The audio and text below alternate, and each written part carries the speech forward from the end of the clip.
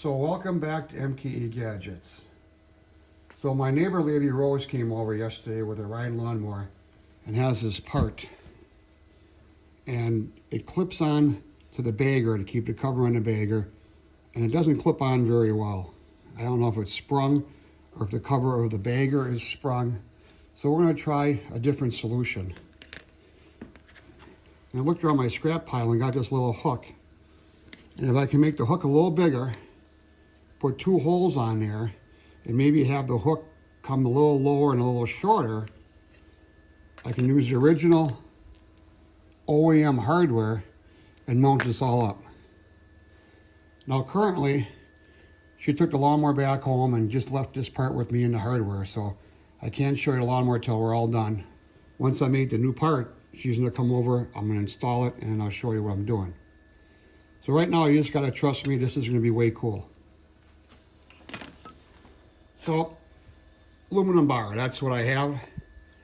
And this is 1 inch wide, 1/8 inch thick, that's gonna be perfect. I just gotta figure out where these holes are gonna go. So first, to get going here, I wanna put some layout dye in there. And I'm using Dykem Steel Red Layout Fluid.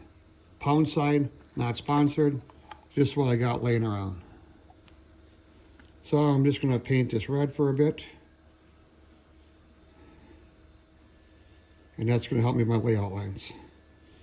I don't know how long this piece is gonna be, but I'm sure that's enough. So I'm just gonna let it dry there. Well, it's just a little tacky. That's not gonna hurt us. Combination square set at 1/2 inch. I'm using a scriber I made, a broken tap, and aluminum hex. So I'm gonna scribe.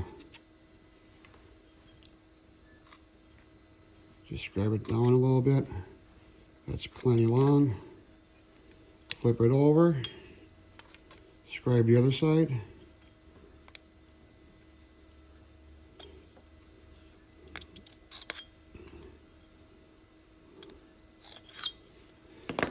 Now you can see there's double lines there. So when I center punch this, I want to center punch in the center of that line. You can see these holes are oblong. That's probably to aid in assembly. So I have a 1/4 inch transfer punch. So I'm just going to put that tip of the center punch on that layout line and hit it. This doesn't have to be the most accurate thing you're going to make today. By the way, I made a video making this brass hammer. So you can see my dimple there. Now I'm only going to do one punch at a time because I'm going to go drill this. And I'm going to put a bolt in there. And then that's going to help me find my second layout line. If I punch them now both, it's kind of hard because this is going to float around and move and then you're off. Don't ask me how I learned that one. Over the drill press. 1/4 inch drill. So I hit that with a center punch a couple more times and made that dimple a little bit bigger. My friend Josh says, how come you use your Bridgeport mill all the time? Most people don't have one. And he's right, so today I'm not going to use the Bridgeport mill. I'm just going to use my drill press. The only power tool we're going to use.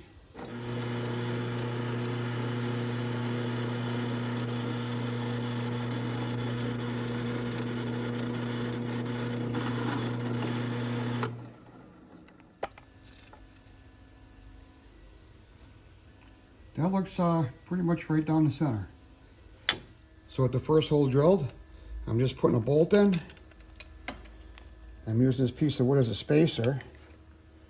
And now, like I said, these are slotted. So I'm just trying to find the center of that slot. And I'm going to try to punch the center of this hole.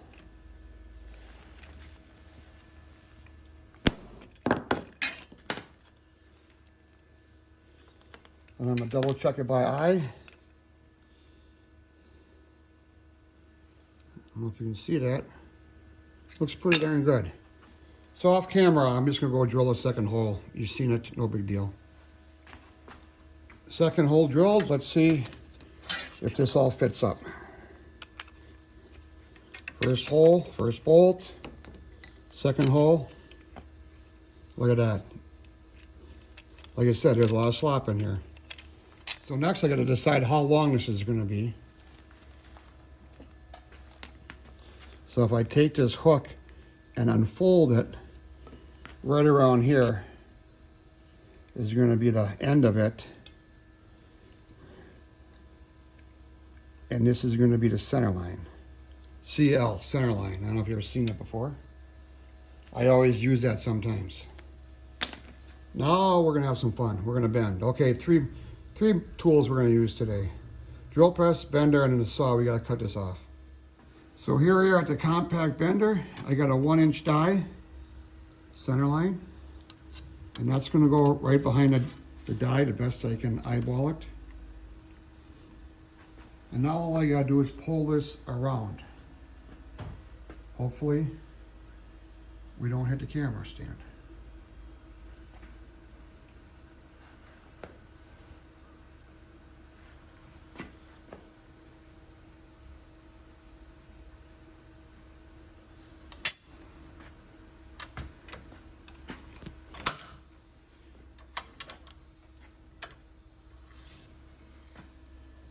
And we hit the camera stand. And we move the camera stand and we continue coming all the way around.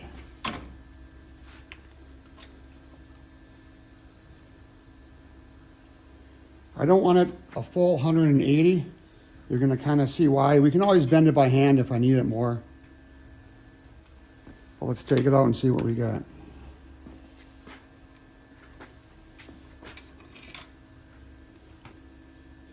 Pretty good. I'll cut it off about here. Put some radiuses on there. I always like the radius stuff so it's not so pointy. This will be bolted down, but still I don't like that point. And this will be flapping in the wind. You don't want that radius sharp sitting out there.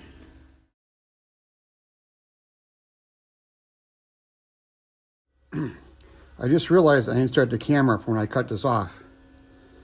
It wasn't very exciting or very cool, so we're just going to round off these edges here at the belt sander I made.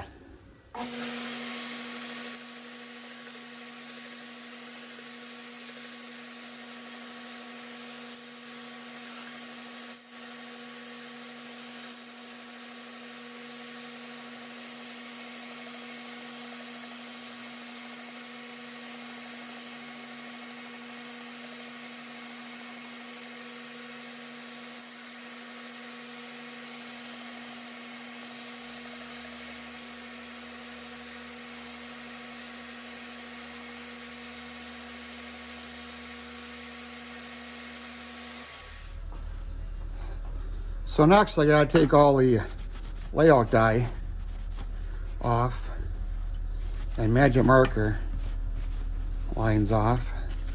And for that I'm using some acetone and it works pretty good. So with all or most of the layout die and magic marker, looks pretty good. This is just a piece I had laying around the shop. But I would be amiss if I didn't engine turn it. So back to the drill press. So now a little engine turning. I'm not sure how this is going to work out here.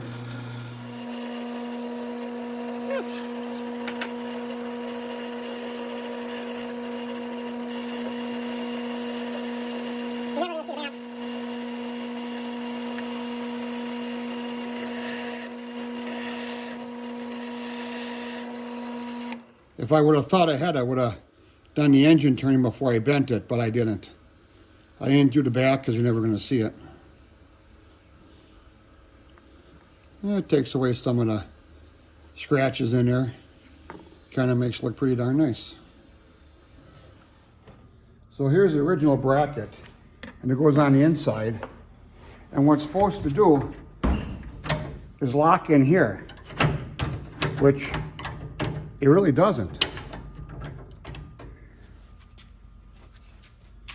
So here's a bracket I made.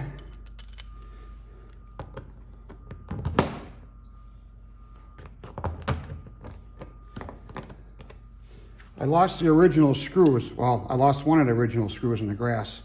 So this is how it's gonna work. Got a bungee down here. Bungee holds it tight, not too tight.